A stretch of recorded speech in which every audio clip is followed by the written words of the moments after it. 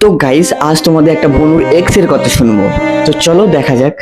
একটু আগে ওর বন্ধুর সঙ্গে আমার দেখা হলো। ওর বন্ধুটা বললো যে আমাকে বন্ধু কি বলেছে? বোন তোমাকে যে বিকেলবেলা খেলতে আসতে পারবে না?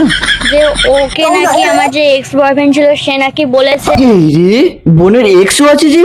যে ওর সঙ্গে নাকি আমি সম্পর্কে আছি। এই এক্স গুলো বড্ড ঢ্যামনা। তুই আছিস থাক, তুই কেন প্রেজেন্টে কেন ঘা দিচ্ছিস?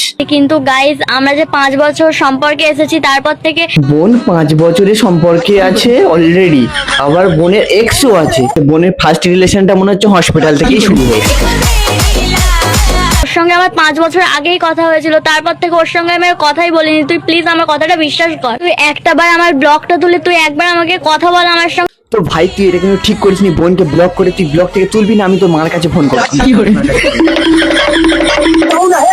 হ্যাঁ কাকিমা, তোমার ছেলে এখন আমাদের একটা বোনকে ব্লক করে রেখেছে।